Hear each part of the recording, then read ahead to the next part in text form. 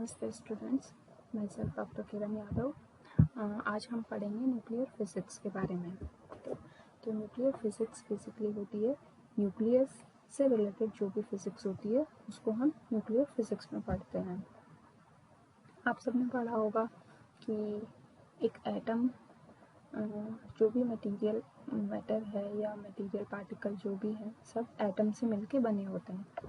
तो एटम जो होता है उसकी इंटरनल स्ट्रक्चर में क्या होता है, सेंटर में एक न्यूक्लियस होता है और उसके चारों तरफ इलेक्ट्रॉन्स रिवॉल्व करते हैं। ठीक है, ये आपने बेसिक स्ट्रक्चर ऑफ मैटर में पढ़ा होगा। अब ये जो न्यूक्लियस है ये आइडेंटिफाई कैसे हुआ था, कैसे पता चला था कि सेंटर में एक न्यूक्लियस होता है जिसके चारों तरफ इलेक्ट्रॉन घूमते हैं।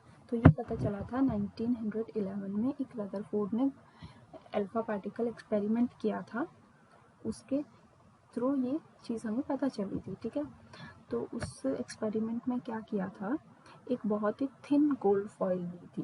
ठीक है, किसी भी मटेरियल की एक बहुत ही पतली सी फॉइल ली थी। उस एक्सपेरिमेंट में रदरफोर्ड ने गोल्ड की फॉइल ली थी और उस फॉइल पे अल्फा पार्टिकल्स, बहुत सारे अल्फा पार्टिकल्स को गिराया था। ठीक है,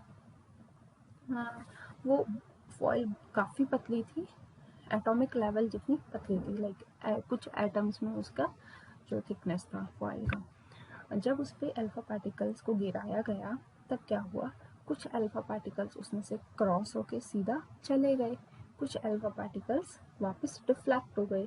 अब जो अल्फा पार्टिकल्स डिफ्लेक्ट हो रहे थे वो अलग अलग एंगल्स पे डिफ्लेक्ट हो रहे थे। जैसे कोई अल्फा पार्टिकल गिराया फॉइल से टकरा के वो वापस 30 डिग्री एंगल पे वापस मुड़ गया, कोई अल्फा पार्टिकल 90 डिग्री एंगल पे वापस मुड़ गया। बट कुछ अल्फा पार्टिकल्स 120 पे मुड़ गए। बट कुछ अल्फा पार्टिकल्स ऐसे थे, हालांकि उनका नंबर काफ़ी कम था, बट वे ऐसे थे जो 180 डिग्री वापस टर्न होके ऑपोजिट डायरेक्शन में आ गए। जैसे आपने अल्फा पार्टिकल को गिराया, वो फॉइल से टकराया और वापस जिस डायरेक्शन, उसी डायरेक्शन में वापस टर्न होके वापस चला गया, एकदम 180 डिग्री डिफ्लेक्ट हो गई।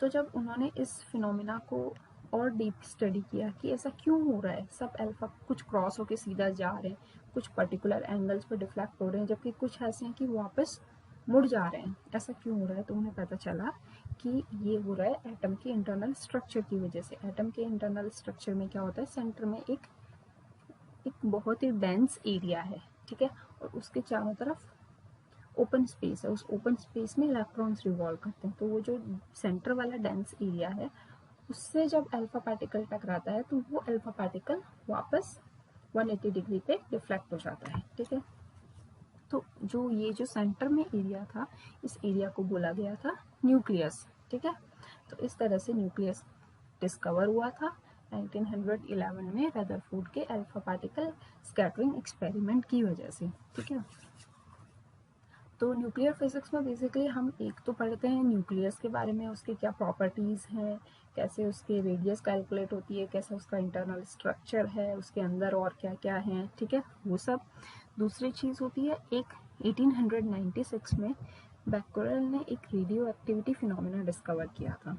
ठीक है, जिसमें क्या होता है, कोई भी एलिमेंट है वो अपने आप डिके होता चला जाता है इस फिनोमिना में। ठीक है, बाद में ये पता चला था कि ये रेडियो एक्टिविटी फिनोमिना जो है वो भी न्यूक्लियस में ही होता है या न्यूक्लियस की वजह से होता है। ठीक है, तो ये जो रेडियो एक्टिविटी फिनोमिना है ये भी न्यूक्लियर फिजिक्स के अंडर ही हम पढ़ते हैं, बिकॉज ये न्यूक्लियस की वजह से हो रहा है, that's why it comes under the nuclear physics.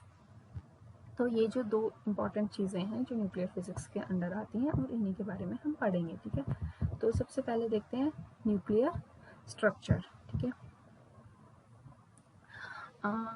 Nucleus actually सभी एलिमेंट्स, लगभग सभी एलिमेंट्स के जो न्यूक्लियस होते हैं वो प्रोटॉन्स और न्यूट्रॉन से मिलके बने होते हैं। ठीक है, न्यूक्लियस में दो चीज़ें होती हैं, प्रोटॉन एंड न्यूट्रॉन।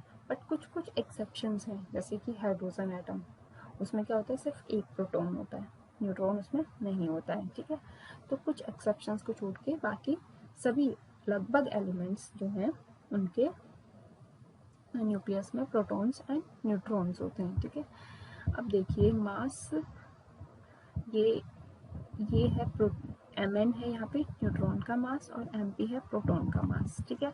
तो मास इनके लगभग इक्वल ही होते हैं, बहुत ही थोड़ा सा डिफरेंस होता है, ठीक है। अब आपको एटम की एक स्ट्रक्चर समझ में आ गई होगी। एटम में क्या होता है, सबसे पहले एक सेंटर में एक न्यूक्लियस होता है जिसके अंदर प्रोटॉन्स और न्यूट्रॉन्स होते हैं, ठीक है। उसके अलावा उसके चारों तरफ इलेक्ट्रॉन्स रिवॉल्व करते रहते हैं, ठीक है।